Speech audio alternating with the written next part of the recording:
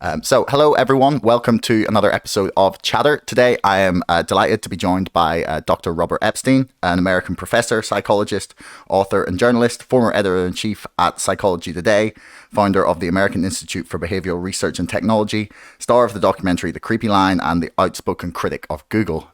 Welcome to the show. My pleasure.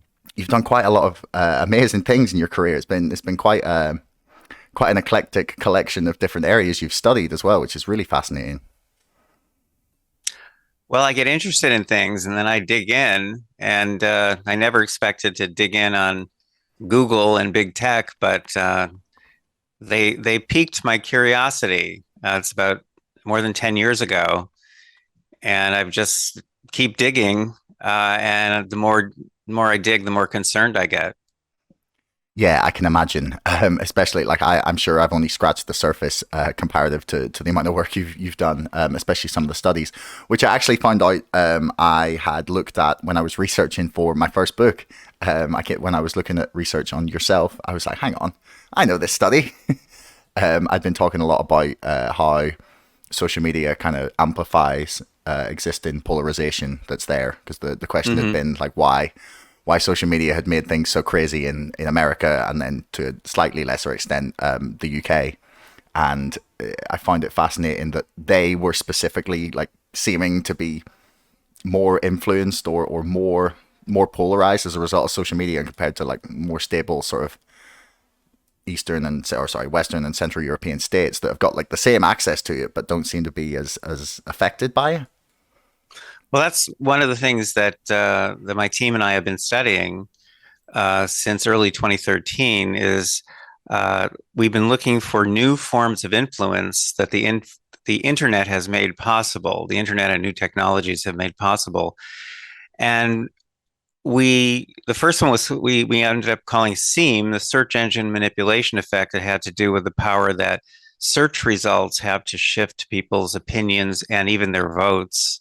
And it's mind blowing. It was to me at the time when we first ran our first series of experiments, how much power the search engine has to shift opinions and votes among people who are undecided, among people who are vulnerable, who can be influenced. But those are the people who decide elections, especially close elections. So, in other words, we had calculated that as of 2015, around the world, Google was determining the outcomes of upwards of 25% of the national elections in the world, because a lot of elections are very close, and because of the power that biased search results have to shift thinking and opinions. And I can say more about that if you'd like at some point. But the point is that was just the first discovery. We published in 2022 an effect we call the answer bot effect. We show how personal assistants such as Amazon Alexa or Siri, which by the way gets all of her answers from Google. We show how answer bots, how these personal assistants, which more and more people are using now, I think we're up to almost a billion, how they can shift people's opinions and people's votes without people's awareness, by the way, without people's awareness. And search results and answers on personal assistants, they're called ephemeral events or ephemeral experiences, meaning they are generated just for you on the fly. They affect you, they disappear, they're gone forever, and there's no going back. In other words, there's no way authorities can track ephemeral experiences. So we had to start working on that problem starting in 2016. And I can talk about our monitoring systems now, which have gotten very sophisticated. But we have new publications coming up that are even more disturbing. We have a scientific piece coming out on Twitter. If people want to look at the preprint, they can go to targetedmessagingeffect.com. Targetedmessagingeffect.com. So that's another effect we discovered, which is TME or targeted messaging effect. And we found that Twitter can easily shift voting preferences by upwards of 87% without people knowing that they're being manipulated. And again, because the content is ephemeral, without leaving a paper trail for authorities to trace, which is why this year we're starting for the first time to track ephemeral content on Twitter. But we have more coming out. We have new research coming out on YME, the YouTube manipulation effect on search suggestions, SSE, the search suggestion effect, and more. And we have new research underway on techniques that are starting to sound a little bit esoteric, like the DDE, the differential demographics effect. But the point is that the internet has made possible new forms of influence, new forms of manipulation, which are extremely disturbing because they're not like television commercials. They're not like billboards. Let's say you and I are running against each other in an election, and you put up a big billboard on one side of Main Street. Well, first of all, everyone can see it, so we know you're doing it. Um, and second, I can put up my own billboard. I know as I can counteract your billboard, I can put mine right next to yours or put it across the street. I can make mine bigger and brighter than your billboard. The same with television commercials, radio commercials, internet advertising. Uh, the kind of advertising that Cambridge Analytica was doing on Facebook, for example, was visible to people and could be counteracted. But the new forms of influence that I've been discovering and naming and quantifying now for 10 years, it's completely different. It's completely different because people generally can't even see that it's occurring. So it's subliminal. You can't counteract it. Most forms of influence, especially in elections, are competitive. They're inherently competitive.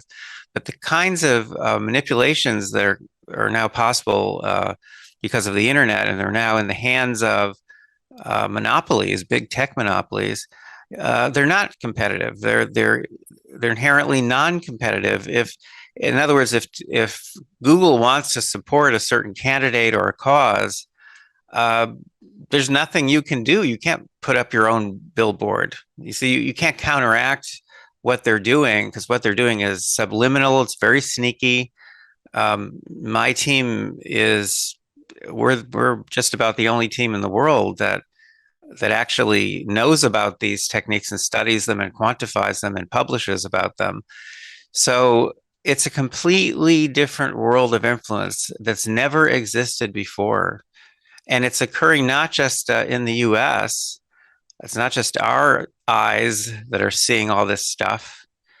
Uh, Google and Facebook between them are serving right now more than, or not just serving, but influencing and manipulating more than 3.5 billion people around the world. In almost every country in the world except China, mainland China. Uh, and so we're talking about new forms of influence that have never existed before that are in the hands of a couple of executives at some big monopolies and that are impacting people around the world that cannot be counteracted. So kind of see what I'm getting at here? And the and the more we have studied this and looked for these kinds of techniques, the more we found. And the more we find, the more concerned that we get. And we're concerned not just about elections, but very recently we've gotten concerned about children. I think that's the biggest threat to humanity is the way that these tech lords are impacting kids because they know the power they have. I mean, I stumble upon things, I discover things, I name things, but they actually know the power they have. And how do we know that? Well, we know that from whistleblowers in recent years. We know that from leaked documents. We know that from leaked videos, leaked emails. Quick example, which blew my mind when I read this. In 2018, some emails leaked from Google to the Wall Street Journal. And in the email exchange, one Google employee is saying to others, how can we use, no, I'm not kidding. This, by the way, this is really what it said. How can we use ephemeral experiences to change people's views about Trump's travel ban? I read that, and there was the phrase ephemeral experiences, which I had been studying at that point for 5 years, and I couldn't believe it. I could not believe it that internally at the company they actually use that language. They know the power they have to change people's thinking, and they know about the power of ephemeral experiences, and they know that ephemeral experiences don't leave a paper trail, which is why it's a preferred way to exercise mind control. They know. They in other words, whatever it is I've been discovering, whatever it is I'm studying now, I'm sure that it's a drop in the bucket. They know much more than I do. They're way ahead of me. Uh, and as Joe Rogan, eventually came to believe by the end of the interview that he did with me a few months ago, uh, the biggest problem here is that I seem to be the only uh, credentialed scientist in the world who is studying these things Mm. and figuring out how finally to make these companies accountable. Uh, why aren't there hundreds of labs around the world, hundreds of research groups around the world doing what I do? I, I, I mean, I don't even worry anymore about someone beating me to the punch on the targeted messaging effect or whatever it is we're about to come out with, because no one's looking. And one of the main reasons for that is because Google especially is very generous in supporting research at major universities around the world. That's one of the reasons. Um, we're alone. We're alone. It's kind of scary, by the way. Yeah, I bet it is. I mean, I've read plenty of stuff that's talked about how Facebook or Twitter or YouTube have been exploited in their algorithms to either like stir up a lot of hate and controversy, anger, and outrage. Or I've seen things about how people using targeted ads can change people's minds if they're targeting the right people, like the Cambridge Analytica stuff that you alluded to. But there isn't much that I've ever come across, well, really at all, actually, apart from yourself, that's talking specifically and like intellectually about the ways in which the very algorithms themselves and the timeline, or just the way in which search results appear, is so influential. It's really scary. I want to try and just clarify exactly what you mean by ephemeral events, because like I think I get it, but I just want to yeah, clarify in terms of like the different platforms. So in terms of Google, are you talking about specifically then the way in which the search rankings appear now because they're personalized, and then there's no technical like footprint of those? Yes, the search results, first of all, they are personalized. Uh, Even if you use an anonymized computer, which is what some researchers do foolishly, very foolishly, because Google's algorithm can recognize an anonymized computer. It has no history, it has no Google profile. So whatever it sends to an anonymized computer tells you nothing about what it's sending to real people. And some of the people who've uh, supposedly looked for political bias on Google, that's what they're using. They're using anonymized computers, which of course show no bias, because we've shown this ourselves. Is that when Google knows that we're watching them, they turn off the bias. So these so-called researchers, they're pathetic in my view. these so-called researchers, and I could name them by name, but I'm not going to, use anonymized computers, to looking for bias. That's ludicrous. So yes, first thing is you're getting personalized content, personalized search results. So that's ephemeral. It disappears. It's not preserved anywhere. It's not stored. You're also getting personalized search suggestions. Those are the phrases that are flashed at you while you're typing a search term. Those, it turns out, can be used to manipulate.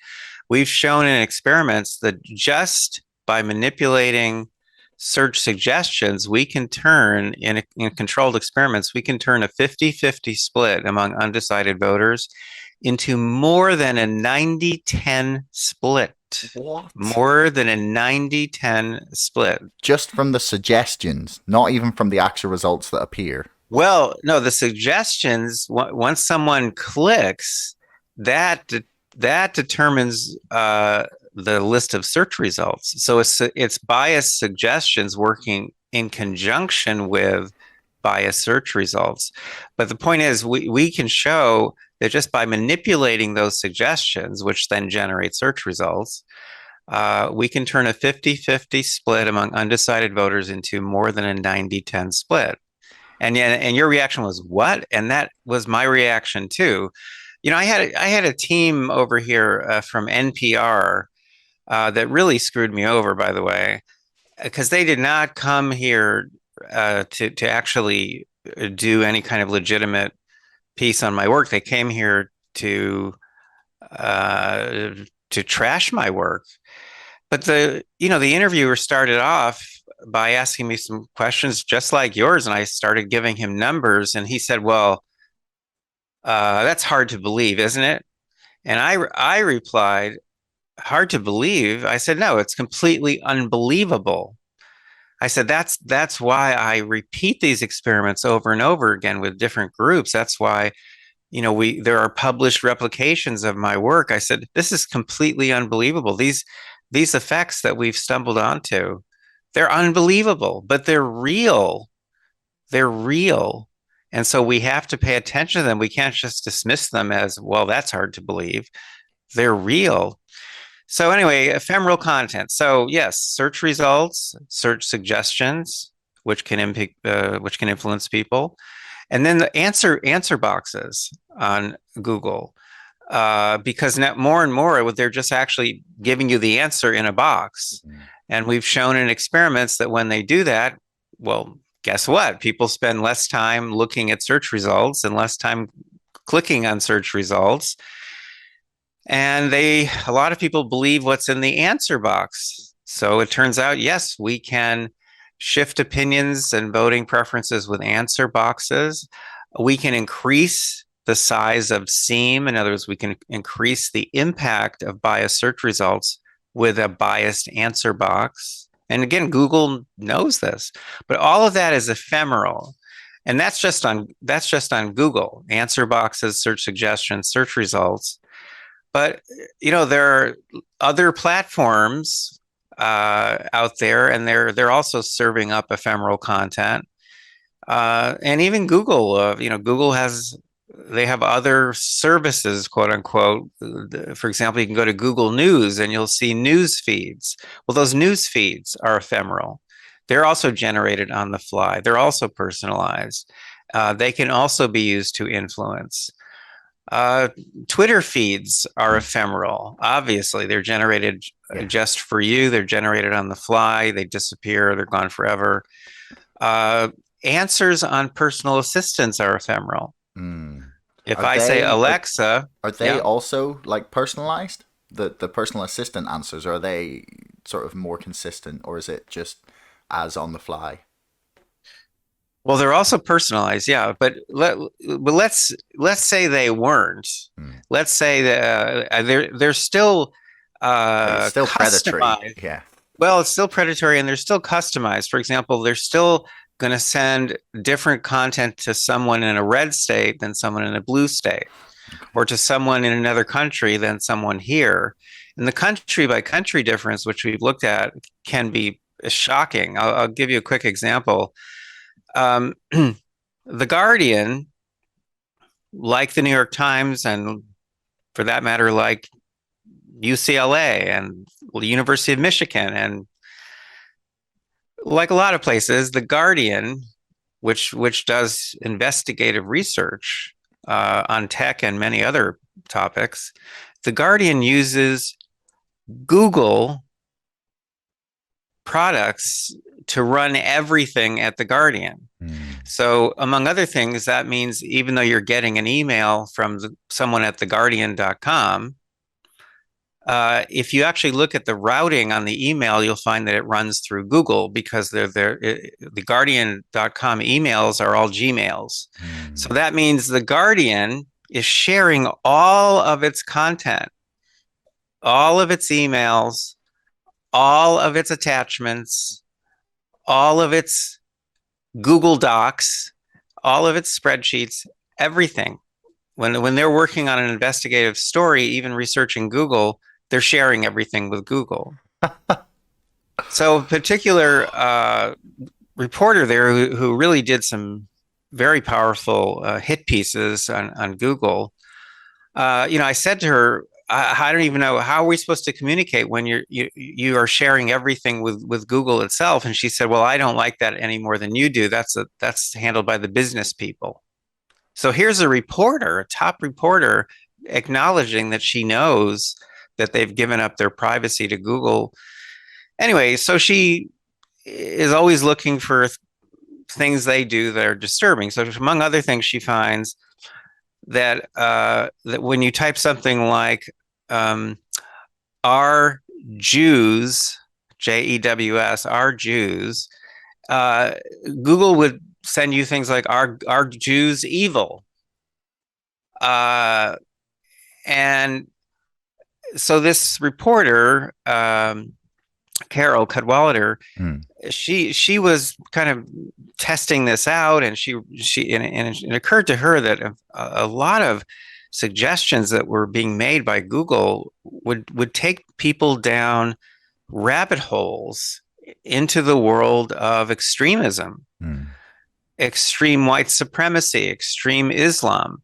And so she wrote an article about this. She complained to Google. And so Google made some changes, which was, at least she thought they made some changes. So I said to her, yeah, they did make some changes so that in the UK and in the US, if you type "are Jews," it's not giving you "are Jews evil" anymore. I said, yeah, so good job, well done, Carol. I said, but check Canada because it's still happening in Canada. I said, check France and type in, "sont les Juifs," are the Jews. Just type that in. France is still giving you "are they evil?" Check any of the Arab countries. Then you get even worse things. I said, so you've been fooled. They have fooled you. They do whatever they want to do, country by country, region by region, person by person. And all of that content is ephemeral. But what I'm trying to say is even if they're not personalizing, they're still changing what they send people by region, by demographic. So, they're still messing with us. They are still messing with us, and the content is still ephemeral. So you still can't go back in time and figure out what they were showing people, what research results or search suggestions or answer box they were showing people in France last year. Carol ended up concluding, by the way, among other things, that that Google had altered the outcome of the Brexit vote, Mm. which is still causing no end of problems in Europe, Yes. because, of course, the UK pulled out of the European Union, and Yes, that was the topic Car- of my first book.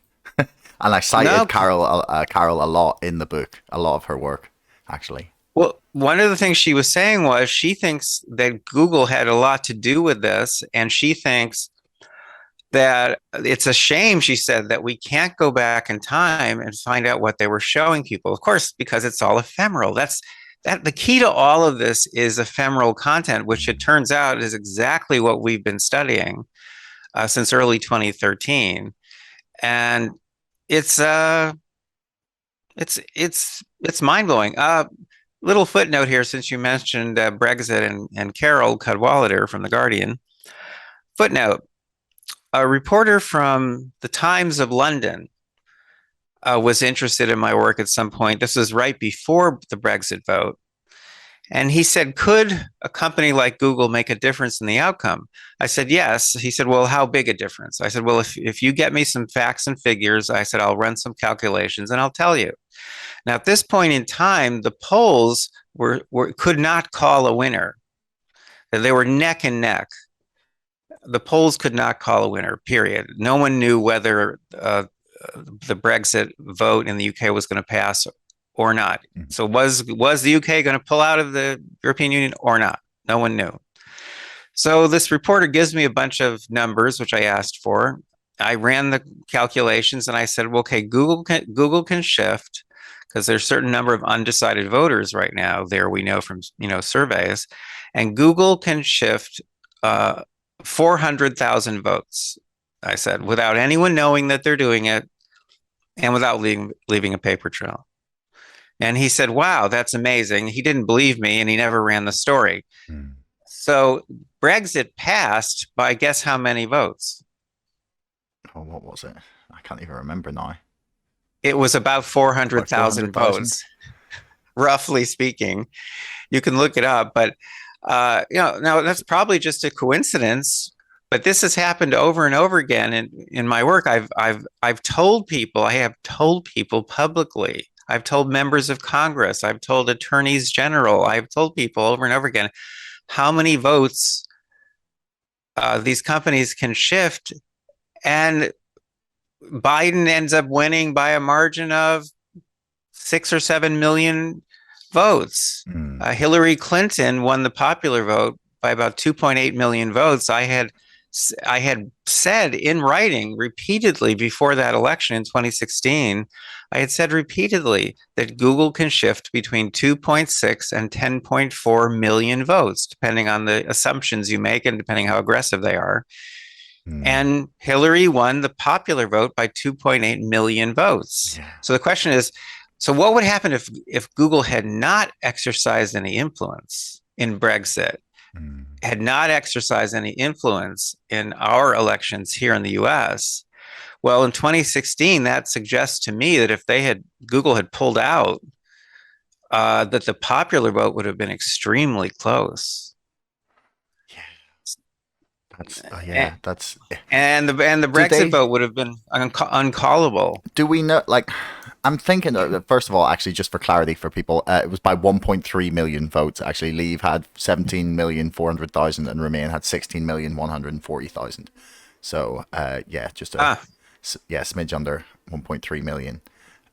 But I mean, the scale to which, I guess, is not the question isn't like whether that specific election was swayed by it. It's more about the power that they actually have.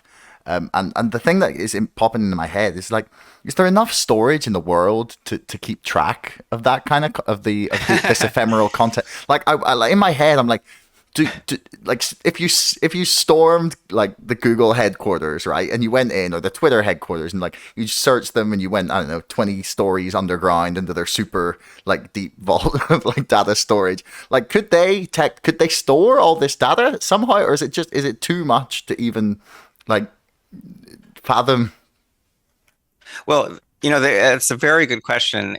And I can answer it in two different ways. One is, technically speaking, yes, they probably could, but they never would. That's the whole point. They want content to be ephemeral. That's why they use that expression. They want content to be untraceable. That gives them a lot of power.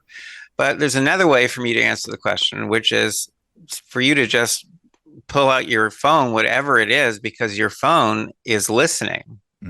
Your phone is recording, your phone is transmitting, and it never stops. Now, that's a lot of content. Think how many phones there are around the world, and all of that content is being captured.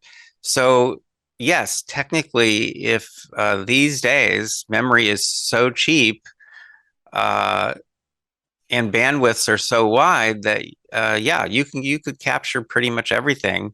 I mean, you pay for it, but yes, you could capture it.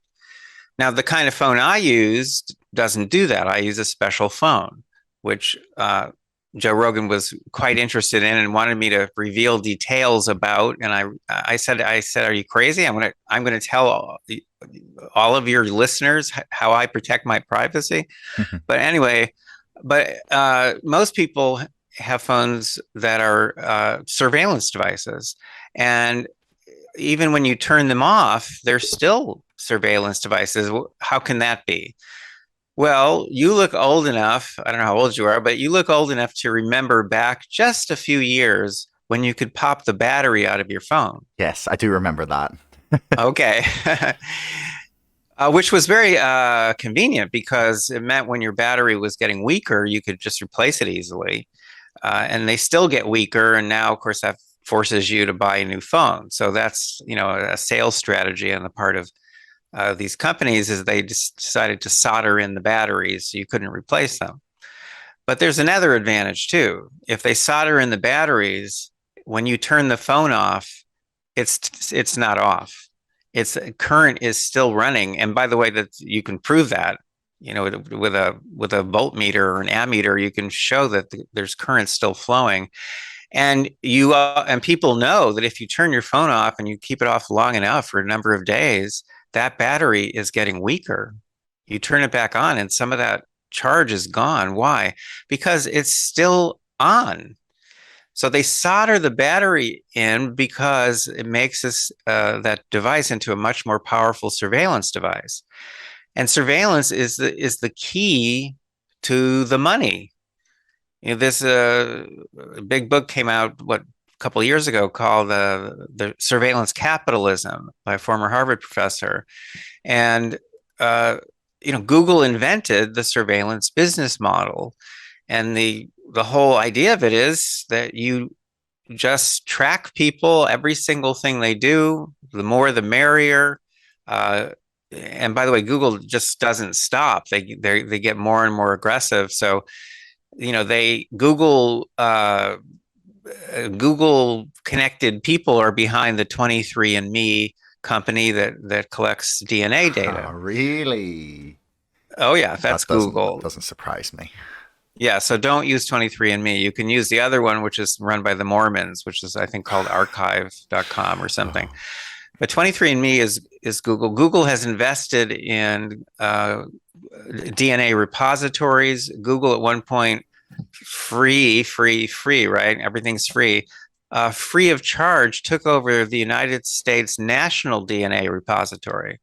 Now, why? Why the interest in DNA? Because they've been adding DNA information to our profiles because DNA more and more and more is giving them information about our health problems or the health problems we will have in the future, and all of that can be monetized.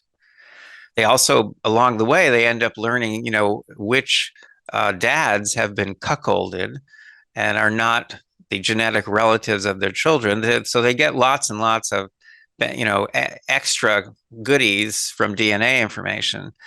Google recently bought Fitbit. Fitbit gives Google 24-hour access to physiological information about millions of people. Google, I have no evidence of this, but it wouldn't surprise me if Google directly or indirectly was connected to the COVID pandemic. Why? Well, because it's two industries that benefited from COVID and are still benefiting. Obviously, the pharmaceutical industry, big pharma, that's obvious. Hundreds of billions of dollars just thrown at them, and now everyone's getting vaccinations every 6 months. I just got my fifth my fifth vaccine, which is the new Omicron variant vaccine. I just got my fifth one. But the other industry that has benefited has been big tech because more and more people have were forced to go online because of work or having nothing to do. And the coronavirus gave big tech, Google in particular, access to health information that they'd never had access to before, so they could track the disease and track its spread. And so they it was an absolute windfall for these companies in terms of traffic, number one, and two, health information. And they knew this. They knew this. They knew that a worldwide pandemic would benefit their companies. These executives know this.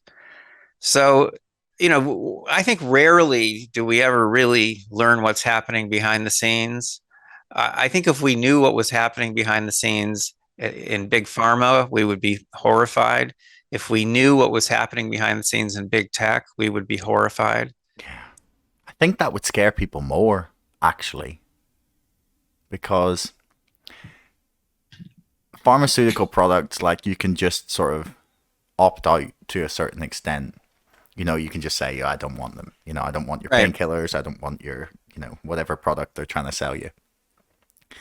But the tech industry is so, like, embedded in our everyday, like, because I don't know how many times I've had this conversation about this stupid little thing, right? About, I was just talking about something and I was only talking about it. I didn't search for it anywhere. I didn't write it anywhere. And then all of a sudden the ads are popping up for it. Sure.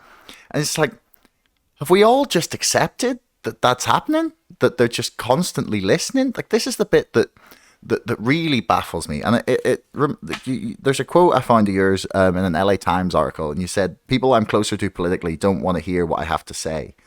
And I'm constantly just wondering, like, has anyone approached you from the government, being that you're one of the few people out here, like, looking at this? Like, has anyone approached you to say, hey, how would we perhaps put a handle on these companies? Is there Oh, any, sure, sure. Well, I testified before the U.S. Congress in 2019, which turned out for me to be personally the beginning of a disastrous period of my life. The tech companies had pretty much left me alone before I testified before Congress, and after that, they went after me, and the New York Times went after me, and the Clinton machine went after me, and everyone went after me. I had a flawless, absolutely spotless reputation as a scientist for 40 years. But when I finally got invited by Congress to talk about my work, uh, I got slaughtered. I got attacked by everyone. Now I'm a fraud. I mean, my work is meticulous. It adheres to the very highest standards of scientific integrity always, and I publish in top journals.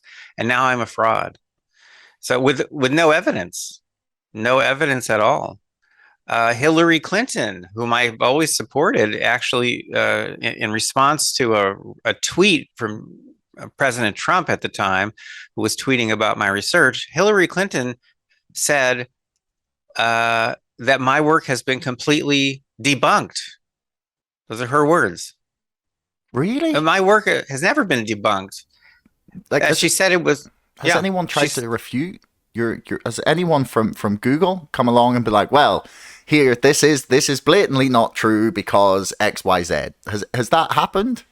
well, the CEO of Google has said publicly and before Congress that they don't agree with my work. They think it's methodologically unsound, Okay, but but they've did they never give been. specifics? Of course not.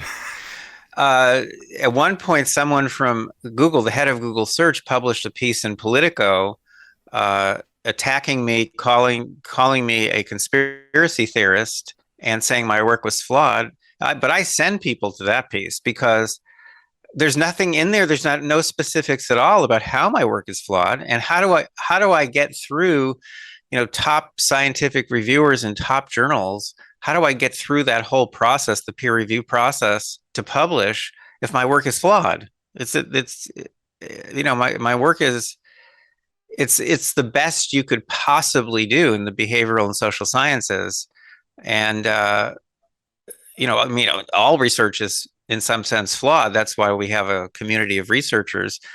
But my work on SEMA has already been replicated, and I have no doubt that these other effects that we're now putting out there, that they'll all be replicated because the effects are so large. Number one, and number two, our methodology is extremely rigorous.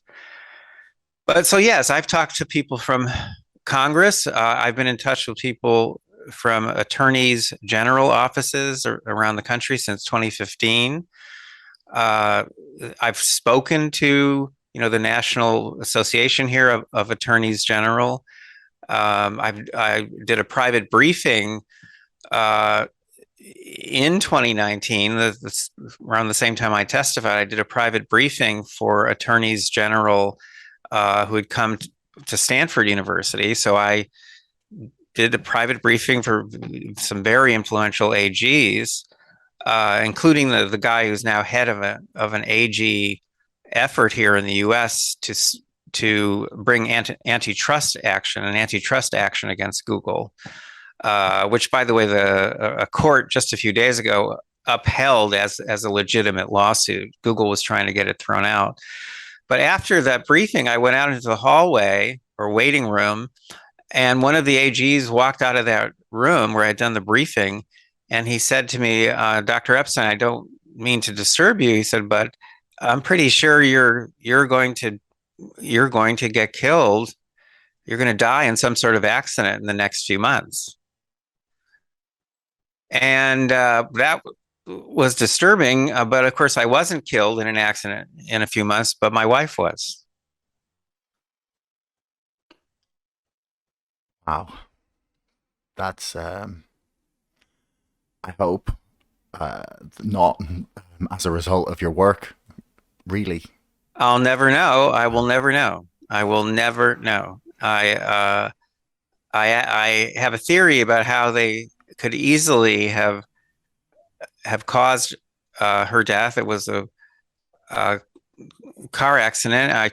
I spoke to one of the witnesses who was actually in the car right behind her little pickup truck that I had bought her, and based on what that witness told me, it sounded to me like her brakes failed as she was getting onto the freeway.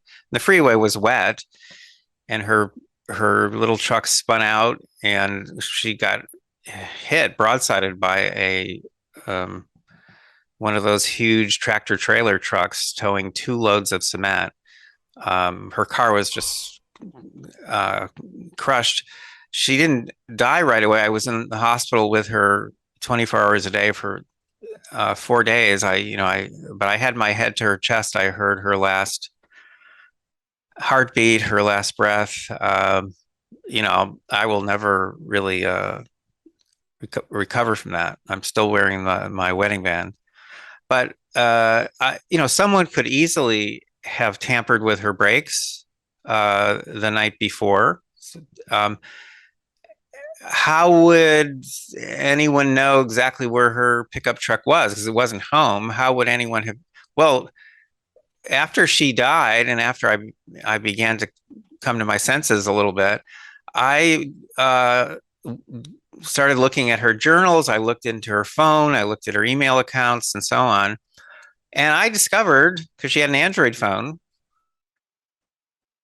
and I discovered, I mean, there was so much on that phone, but among other things, there's literally a record of every single place that phone has gone, going back years, the route it took, every little place where she stopped, how many minutes she stayed at each location.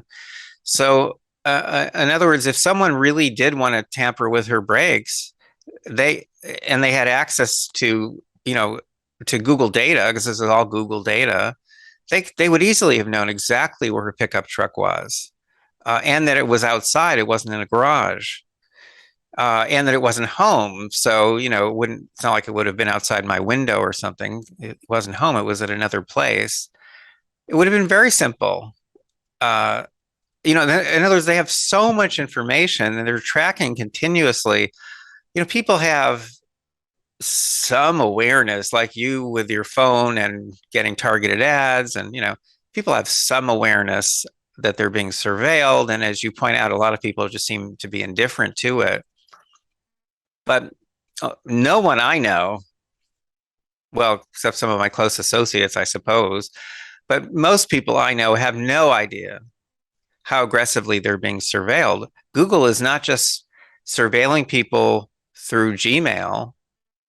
the incoming messages, the outgoing messages, the drafts, even the drafts. You type up a crazy letter that you're about to send to your boss or your girlfriend, and it's a totally insane letter you just typed on Gmail, and you go, "I'm not sending that. That's crazy," and you delete it.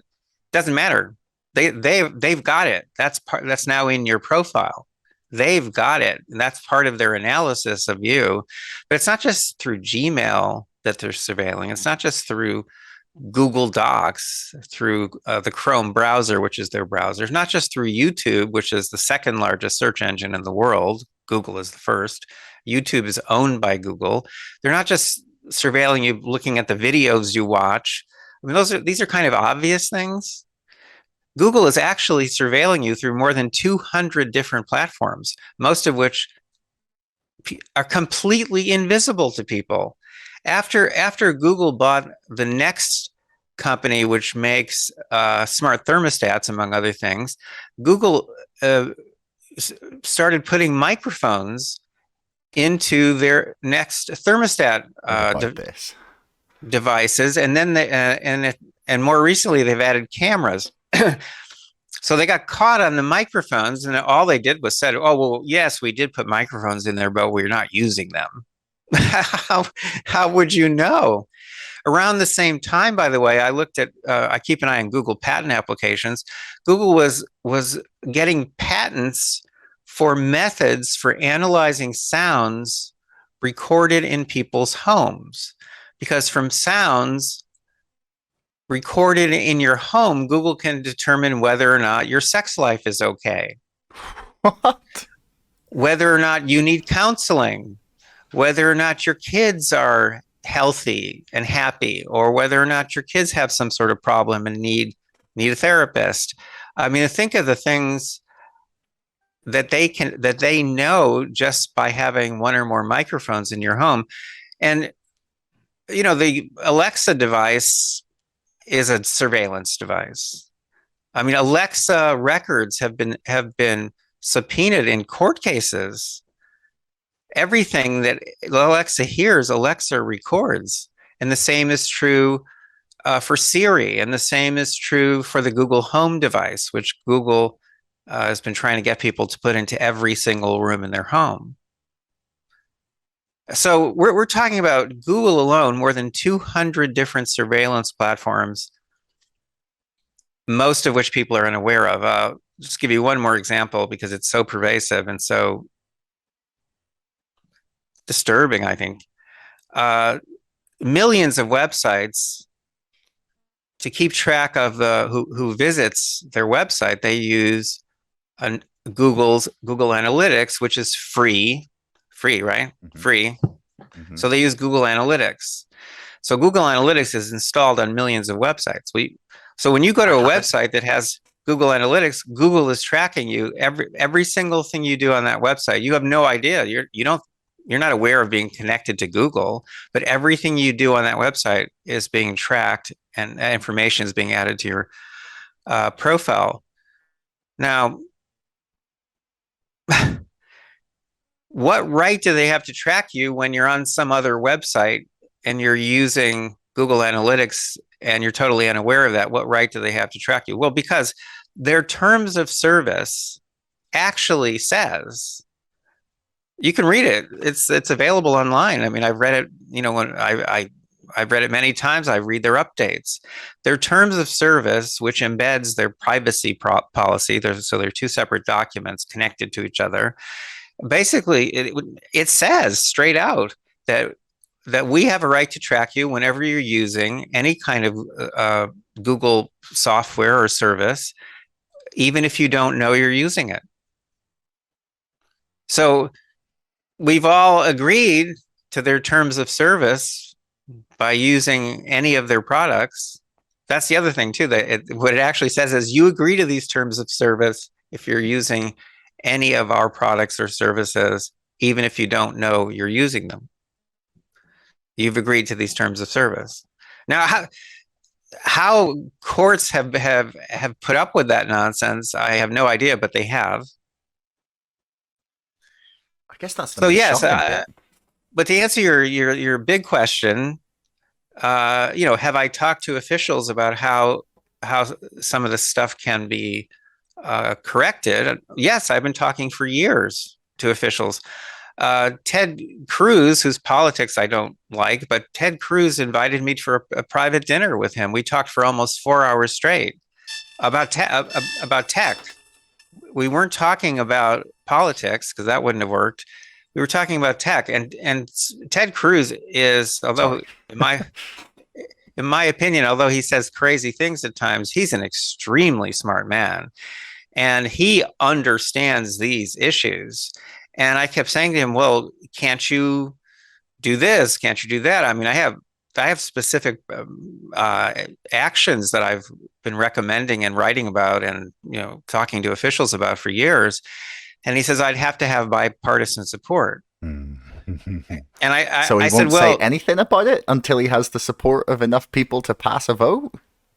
no, he has said things, but the point is what he's saying is he can't get legislation passed. So right now, the Congress is, on the surface anyway, going after Google and some other tech companies. The attorneys general, the AGs around the country are going after them. But most of what's happening is just window dressing. It's just a way that officials have to say, look, we're doing something. And in fact, they're doing nothing. They're not addressing the three big threats that these companies pose. I call them Google and the gang.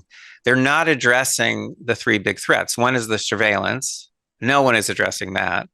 Second is the censorship. No one is addressing that. And third is the area that I study, which is manipulation. They're not even close to addressing manipulation. They're basically doing some things to allow themselves to say, look, we're doing something, and they're doing nothing. I happen to know that Google lawyers were involved in drawing up some of this new legislation. Oh, that's Well, as good as the accountants writing all the tax laws. That's but that's common. Mhm. That's very common in law. Yeah, I know. That's the scary bit. Yeah, that's very common. Yeah. Yeah, so they're gathering all this data in like massive, massive, massive, unfathomable quantities, right? Like on scales that we can't even like begin to conceptualize. Because Well, one of your European colleagues actually tried to figure this out at one point, and he concluded he's been using the internet for 20 years, like I have, and he concluded that Google has the equivalent of 3 million pages of information about him. is this Max So Schrems by any chance? I think so, yeah. So Yeah. if you, I'm putting a number on what you just said, 3 million pages of information. Yeah, Right. So say they have that on each of us, and yeah. say conservatively half the world uses Google. That's what. Like I don't even know. Like I don't even know how to figure that out in my head. It's too many zeros for me. Hang on. And they'll be Pop the past calculator 4 billion by the end of this calendar year. By the way, they'll have gone over the halfway mark, so So they'll be four. past 4 billion people. Right. Well, let's say 4 billion. Right. Four. How many zeros is that? One, two, three. One, two, three. One, two, three. Four. 4 billion. Yeah. 4 billion times. Would you say 3 million pages? Yeah, That is 1.2. Yeah, 1.2 with 16 zeros. That's what it's coming up as. That I don't know what that number is, but that is a well, lot. that's 1.2 times 10 to the 16th power is what we Yes. would say in Yes. scientific notation. Yeah, it's a very, very big. It's not as big as the number called Google. They're approaching Google it is a though. number. Google Yeah. is a number. It's one with 100 zeros after it, and that's where Google got the Google company got the name for the company. But the actual number is spelled Googol. So Google changed the spelling, but that's what Google is one with 100 zeros after it. And you're saying, well, they're up to 1.6 with 16 zeros Yeah. after it. Yeah, 1.2 with 16 zeros. So like what is what is their goal here from your understanding? Like, what are they amassing this monstrous pile of data? Is it just like, because I don't know, they'll say, oh, so we can better serve our customers. And I don't buy that for a second. So, Right. like, what do you think their ultimate goal is? Well, they have multiple goals. Most people think it's just to make money. Obviously, that's uh, a high-ranking goal. I'm not sure it's number one, but it's high-ranking, very high-ranking. And they've made, a lot of billionaires there. So and I'm in touch with people there who won't leave because they have stock. They have stock options, and they want the stock to vest and to reach its full value and all that. So, uh, they Couldn't they just leave and they keep the stock options? Like, it depends. It depends how long you stay. Depends how okay, long you stay. But the whistleblowers who've left, and I'm in touch with people who are thinking about becoming whistleblowers, but I'm also in touch with a lot of people who've left. And one of them, Zach Voorhees, walked out with 950 pages of documents. I have lots to say about that if you want to know, or you could get Zach on your show. He's great. I'd love to have But him on. yeah, yeah, he's very good. I can put you in touch with him. But the point is that their number one goal, let's say, is to earn money. So they're doing that very well. They've uh, and the COVID has helped them. So um, they were bringing in about $100 billion a year in revenue. Now they're past $1.5 billion a year in revenue. So they're doing very well in that account. Secondly, they work with intelligence agencies, not just the NSA and the CIA in the United States, but other intelligence agencies around the world. They got funding. The two founders, when they were graduate students at Stanford, and by the way, I've lectured in that same building where they developed the Google search engine, which is kind of funny. Hmm. But they were getting some of the startup money they got to as graduate students to start to develop the search engine came from U.S. intelligence agencies, because intelligence agencies need to spot threats. They need to spot threats to security. And what better way to do it than to have a search engine track people's searches, keep a record of people's searches. So, right from the very outset, Google, unlike other search engines, Google started tracking and eventually figured out how to monetize all of that. But also, they share that information with intelligence agencies, not just in the U.S., but in probably 90 countries around the world. And that's important. I think that's legitimate, because if someone's going online and they're trying to figure out how to build a bomb, uh, I want relevant you know investigators, criminal investigators to know about that. So I think that's okay. But the third area with Google especially concerns me, and that is changing values. So Google has very strong values. They're very proud of their values. Politically in the US, they lean left. I lean left a bit. And they're very proud of their values. They were founded by utopians. And now we begin to look at the leaks and we realize, wait, this is serious. They're serious about this mission. So, mission one, make money. Mission two, serve the intelligence community, which is legitimate. Mission three, change values. In other words, make humanity better. So, but by whose definition? That's the problem. So, one of the leaks from Google was a video, an 8-minute video called "The Selfish Ledger." So, if you look up the Selfish Ledger and you put that in quotes and put my name next to it, you'll come to not just a link so you can watch the 8-minute film that leaked out of there, but you can actually look at a transcript that I made, and I've marked up the transcript to make it very, very easy to see, kind of what's important and what's disturbing in that film. But that film it was made by the Advanced Products Division of Google. It was never meant to leave the company. And what it basically says is that Google has the power to reshape humanity according to, and this is a quote, company values. Company values. Now, did they say reshape humanity? No, they say resequence human behavior. That's the way they talk about it. But they're serious about that. They're serious about their values. They're serious about knowing what's best for humanity, and they're serious about reshaping, doing whatever they can to bring about what they see as a better world. The problem is that, maybe half the people in the world, maybe a lot more than that, would not agree with those values. I mean, there are 1.6, almost 1.7 billion Muslims in the world. I don't think the Muslims would agree. There are a lot of people who lean left politically. I don't think I'm sorry, who lean to the right politically or conservative politically.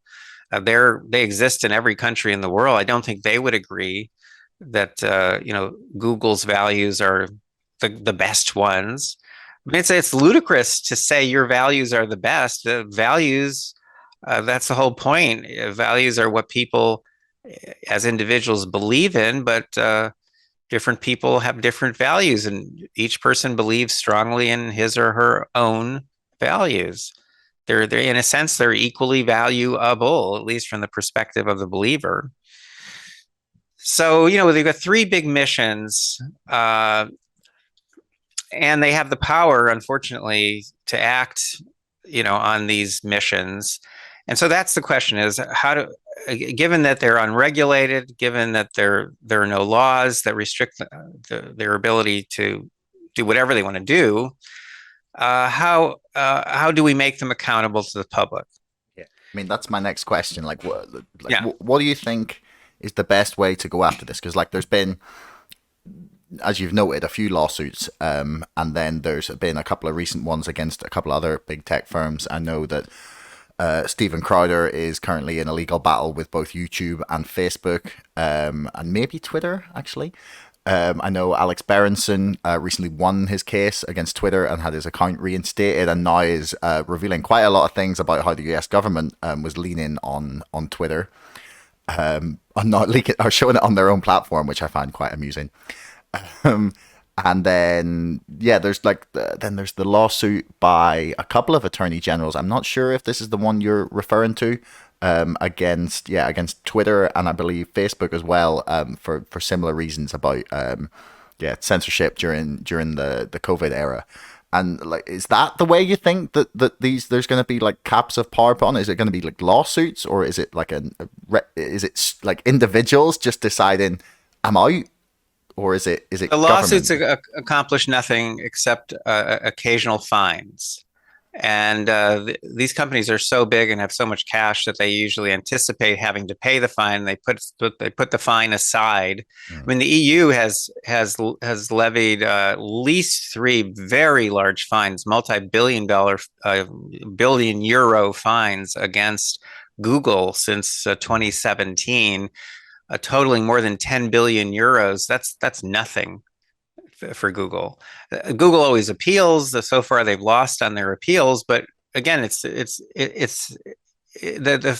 fines don't mean anything to these companies, even what we think of as big fines. So forget that. These legal actions will accomplish absolutely nothing. None of them are criminal actions, first of all. So they're not going after any individuals.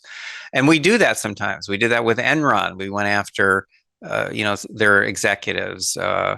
That company that I forgot the name of it now, with that attractive female CEO who misled a lot of people, Elizabeth Holmes, I think her name is. Yeah. The government went after her and some other people criminally, and they have in fact been prosecuted. When it comes to big tech, no one's going after any of these people criminally. The only penalties are fines. Fines don't mean a thing. They couldn't care less. And no one's, well, in my opinion, no regulations or laws will ever make a difference, because that's a very slow process, and tech moves very fast. So what can be done that's real? Well, on the side of regulation, there is one thing that can be done. I know Senator Cruz is very interested in this, and that is that we could our government or the EU could do this, by the way, which is, in fact, it's more likely to happen in the EU because of a woman named Vestager, who's head of the European Commission that investigates these tech companies. That's the commission that's levied these big fines against Google. Here or in the EU, the government could declare that Google's index, which is the big database that they use to generate search results, should be made public, should be a public commons. And there's precedent for that in law. There's precedent for that in Google's own business practices. In other words, Google does give some other companies access to its index. And literally overnight, Google could create it's called an API. It's an access way to their index. And what would happen then is that you and I and our kids and would all set up competing search engines. You'd have thousands of competing search engines all drawing on all this fabulous data. And those search engines would all appeal to niche audiences, to women, to feminists, to Lithuanians, et cetera, et cetera. And you would turn the world of search into like the world of news media, where there are thousands of entities all vying for our attention and all drawing on the same information. In this case, Google's index, which is a very, very good, by far the best index of information about the internet that there is. That could be done. That's very light touch regulation. Google could still make money. Our government did something like this to AT&T, the big telecommunications company, a long time ago. So as I say, there's precedent, could be done. I published this proposal in Bloomberg Business Week in 2019, the day before I testified before Congress. My article was entered into the congressional record. It's out there as a possibility. And then there's what I do. Since 2016, I have been setting up monitoring systems. I have been developing ways to do to these companies what they do to us and our kids 24 hours a day. And my systems have gotten bigger and more sophisticated. And what do? They preserve ephemeral content. I'm so glad that you made me really dig in on ephemeral content and what that is, and how it's being used and why it's so important, because I've been building systems since 2016. This started with a phone call I got from an attorney general in 2015. He said, "How would you know they're really doing these things you're saying that they can do?" And I said, "Well, I don't know." That's what I said in 2015. But by 2016, I was obsessed with this issue. And in 2016, we managed to recruit 95 field agents, all registered voters in 24 US states. And we equipped their computers with custom software that's undetectable, that basically preserves ephemeral content that's being shown to them on their screens, and then instantly sends it to us in one location where we analyze it and where we aggregate the data. So we preserved in 2016, before the presidential election, about 13,000 searches on Google, Bing, and Yahoo, and about 98,000 web pages to which the search results linked. And we were able to analyze it, and we analyzed it. We found a significant, substantial bias toward Hillary Clinton in Google search results in all 10 positions of search results on Google's first page, but not on Bing or Yahoo. So we had that for comparison. And that level of bias, if it had been present nationwide, we know from our experimental work, would have been enough to shift to Hillary Clinton, whom I supported, between 2.6 and 10.4 million votes, with no one knowing and without leaving a paper trail for authorities to trace, except the content that we had preserved. So that was 2016. We set up a bigger system, more ambitious, in 2018. In 2020, we went wild. We didn't preserve 13,000 search results. We preserved 1.5 million ephemeral experiences on Google, Bing, Yahoo, YouTube, Google's homepage, Facebook, and more. And we're still analyzing those data, but we've presented our findings at two different scientific meetings, and we're going to be publishing a summary of what we found. We found incredible stuff in 2020. Now, including the fact that, again, the level of bias on Google could easily have shifted 6 million votes to Joe Biden Wow. with no one knowing, and again, except for our monitoring, without leaving a paper trail. 6 million votes, and Biden won the popular vote by about 6 million votes. I could be off slightly, as you know, I'm sometimes off a little bit on my numbers, but Yeah, but the point even is, on that, like, even if you're talking that scale, that is a substantial number of votes. Like, that's especially, right, yeah. and we had a substantial amount of data. So you might be asking, well, why didn't Trump, who ran to 60 different courts trying to overturn the election results, why didn't he take our data to court? Because he was never concerned about data. He was never concerned about the truth or facts. Never. He just wanted to make a big stink and get his followers to overturn our government. Mm. I mean, to him, real data, real numbers would make no difference. But it's kind of ironic if you think about it, because I actually have overwhelming evidence of rigging in the 2020 presidential election. I mean, we've got the data; it's real. This is not imaginary, like so many of Trump's claims are. This is real. But there was another result of our 2020 monitoring that's much more important, and really is I think the best answer to the question you raised, which is, what do we do? How do we make these companies accountable? We decided on October 30th, 2020, to go public with some of our findings. No, we had never gone public before an election because we didn't want to interfere. We were afraid Trump would run to the Supreme Court and try to shut Google down or something. We didn't know what would happen, but we've never went public before an election, but this time we did. So this was just a few days before the November 2020 election. And we went public and we sent information into Congress. And as a result, on November 5th, 2 days after the election, 3 US senators sent a very threatening letter to the CEO of Google. 2 pages summarizing Epstein's research findings and saying, how do you account for this high level of bias that you're showing people in your search results and on YouTube and so on? How do you account for this? And we're concerned because we think that can shift a lot of votes. It's very dangerous for democracy. So Google did eventually reply, but before Google replied, they did something more important. They turned off the bias in the Georgia Senate runoff elections. So this was November. They turned off the bias Just in Georgia. one election.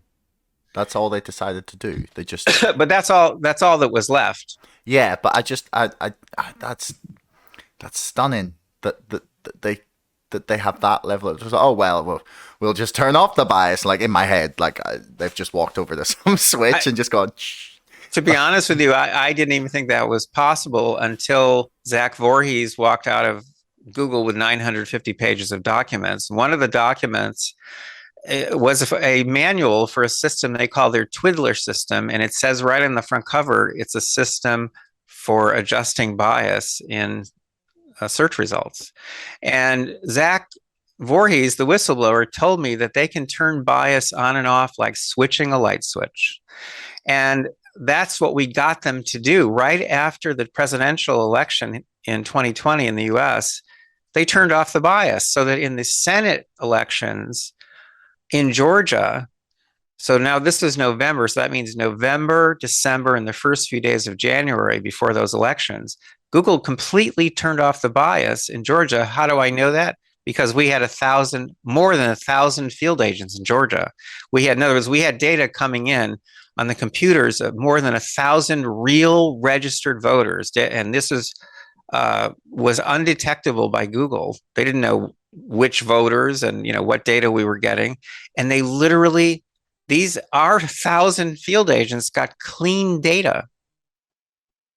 One of the things Google was doing in the presidential election was sending go vote reminders mainly to liberals, Oh, mainly to really? Democrats. Right. Well, in Georgia, they turned off the go vote reminders. No one got go vote reminders in Georgia. They just turned it off. That's easy. And they turned off the bias in Google search results and more. They literally just pulled out of Georgia. Now that is the answer. So this year, the answer is, how do you make the Google and other companies accountable to the public? How do you make the next Google in the future accountable to the public? You set up large scale permanent monitoring systems that run 24 hours a day. And that's what we're doing right now.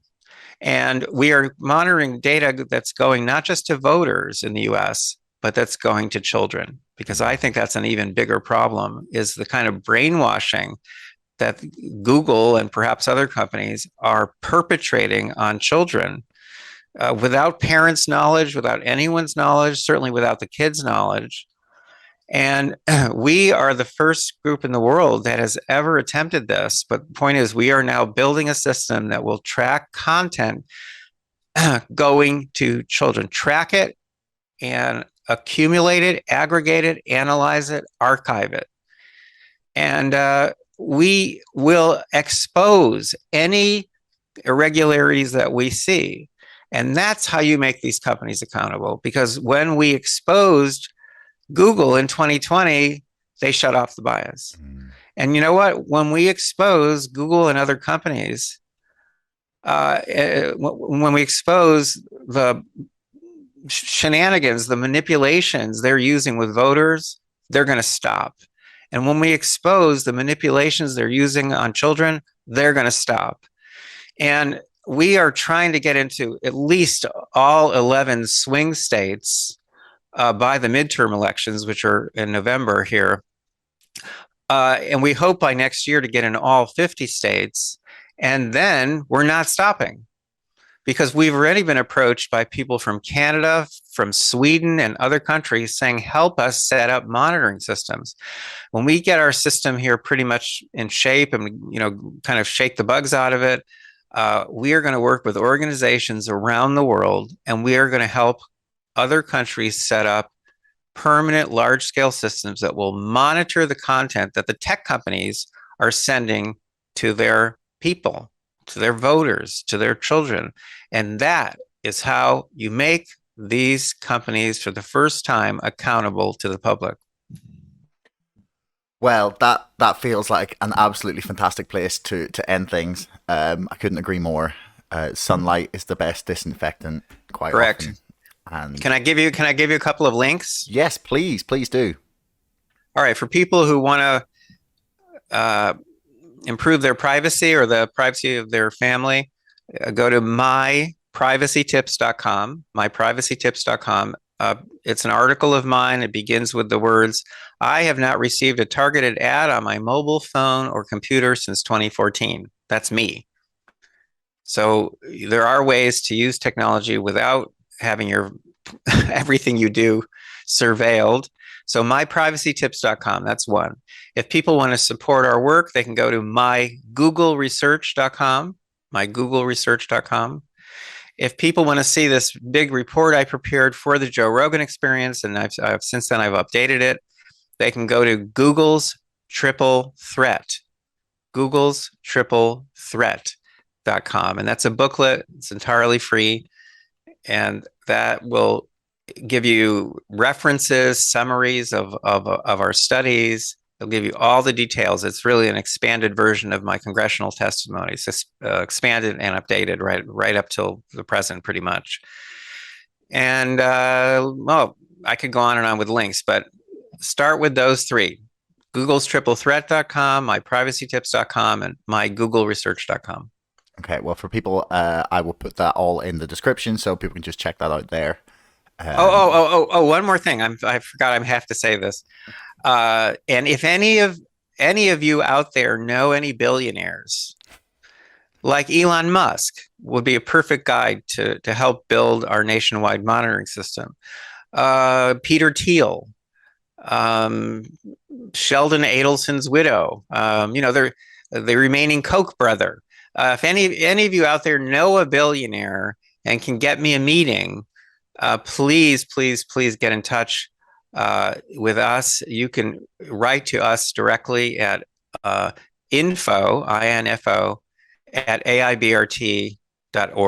Info at aibrt.org. Well, hopefully someone is listening that can help you out. I don't know. I can't promise anything, but hopefully.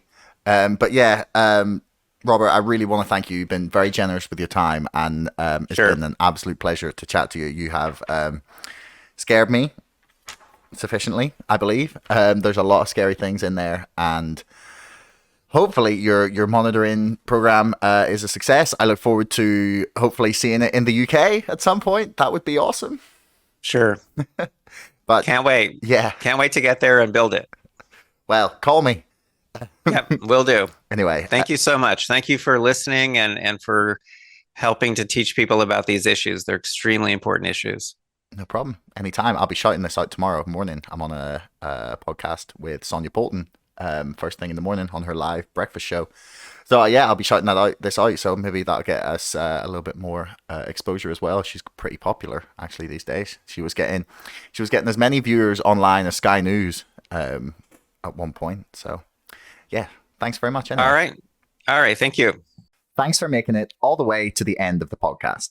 If you want to leave us a comment, that would be awesome. Please like, share, subscribe, and if you're listening on Apple, please leave us a review.